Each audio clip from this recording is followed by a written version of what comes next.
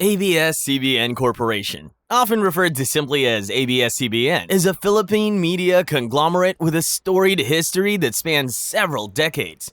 It has played a big role in shaping the country's media landscape and has become a household name not only in the Philippines, but also among Filipino communities worldwide. In this video, we will explore the rise, controversies, and current status of ABS-CBN, with a particular focus on the infamous franchising controversy of 2020. So, without further ado, let's get straight into it. The roots of ABS-CBN can be traced back to 1946, when James Lindenberg, an American electronics engineer who is considered one of the founding fathers of Philippine television, founded Bolinao Electronics Corporation, or BEC. This small venture marked the beginning of the company's journey into the world of media and entertainment.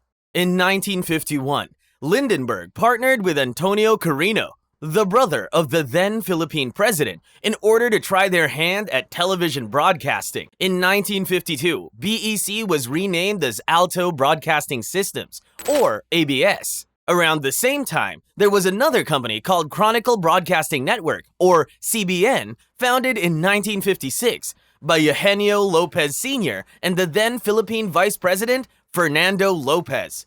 The two companies, ABS and CBN, merged in 1957 to become ABS-CBN. Under the leadership of Eugenio Lopez Sr., ABS-CBN pioneered a number of innovations in the Philippine media industry. It introduced the first ever television broadcast in the country in 1953 and expanded its reach through radio broadcasting. The network was known for its dedication to quality content and for introducing cutting-edge technology.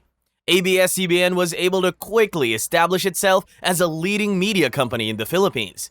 As ABS-CBN continued to grow, it became more than just a media conglomerate. It became a cultural institution in the Philippines. The network played a crucial role in shaping Filipino identity through its iconic programs, including soap operas, the names of which I'll not try to pronounce, as well as talent shows like Showtime and The Voice of the Philippines. These shows were not only highly entertaining, but also reflected the aspirations and struggles of ordinary Filipinos. Moving forward in ABS-CBN's history, its cultural influence was massive, but that did not come without controversies. Over the years, ABS-CBN has faced many scandals and controversies that would test the resilience of this iconic media giant. In 1972, during the martial law regime of President Ferdinand Marcos in the Philippines, ABS-CBN faced one of its most significant challenges.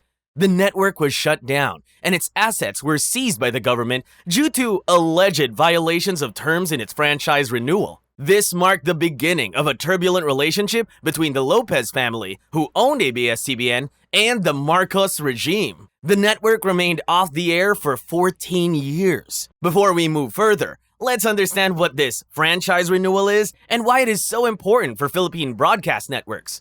In the Philippines, the broadcast airwaves are a limited national resource and public utility, according to the Constitution. Its use needs to be managed and regulated by the government, so TV and radio stations need to secure permissions to operate from the government. This comes in the form of a franchise granted by Congress and approved by the President. The franchise permit is valid for 25 years, after which it has to be renewed. You'll see why it was important to share this information as the video progresses. After the People Power Revolution in 1986, ABS-CBN was finally able to regain control of its broadcasting facilities. The network faced several legal and financial hurdles, but managed to make a successful comeback to the airwaves, rebuilding its reputation and presence in the industry. But one of the biggest controversies in ABS-CBN's history was yet to come. In 2020, ABS-CBN's franchise renewal application was denied by the Philippine Congress. The decision resulted in the immediate shutdown of the network's broadcast operations, putting thousands of employees out of work and leaving millions of viewers without access to their favorite shows. The denial of ABS-CBN's franchise renewal sparked a heated debate in Philippine society. Supporters of the network argued that it was a politically motivated move, as ABS-CBN had been critical of the Duterte administration's policies, including its controversial war on drugs. Critics of the network, on the other hand, raised concerns about alleged violations and irregularities by the company in its previous franchise. The controversy raised questions about press freedom in the Philippines and the independence of media from political influence. It also highlighted the challenges faced by media organizations that dared to challenge the government's stance on critical issues. Following the denial of its franchise renewal, ABS-CBN made a strategic shift towards digital platforms. The network's content became more accessible through streaming services like I Want TFC and Kapamilya Online Live. These platforms allowed ABS-CBN to reach a global audience and adapt to changing consumer preferences for on-demand content.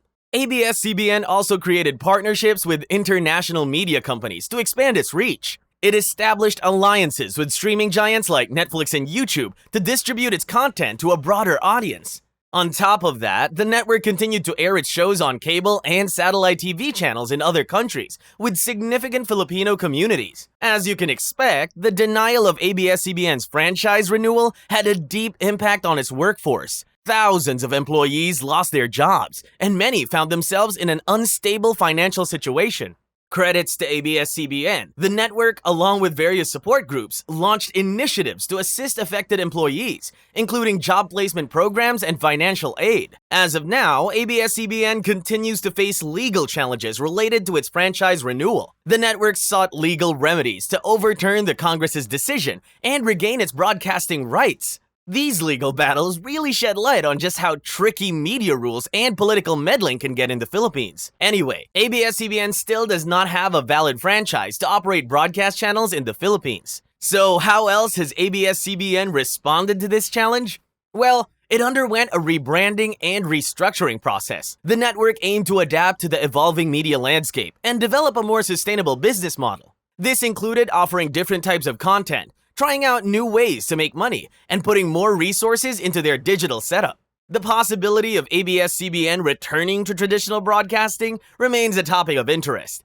Supporters continue to lobby for the network's franchise renewal, emphasizing its historical contributions to Philippine media. The outcome of ongoing legal proceedings and changes in the political landscape would play a significant role in determining whether ABS-CBN would regain its broadcasting rights. For now, we can tell one thing for sure, that ABS-CBN has shown great resilience and adaptability by embracing digital platforms, forming international partnerships, and advocating for press freedom. The network's future remains uncertain, with the possibility of a return to traditional broadcasting still on the horizon. Regardless of the outcome, ABS-CBN's legacy as a trailblazer in Philippine media will leave a lasting impact on the industry for years to come. What are your thoughts on this? Were you aware of this giant Philippine network and the issues it has been facing, or is this something you're hearing for the first time? Also, what do you think of the government having such great power over a country's media industry? Comment below and tell us. We love hearing from you. Also, tell us what other companies you want us to cover, and maybe we'll make a video on that next. That's it for the video. Thank you so much for watching. Please don't forget to hit the like button and subscribe to our channel for more interesting content on some of your favorite companies. And hit that bell icon so that you're notified every time we drop a fresh video. See you next time.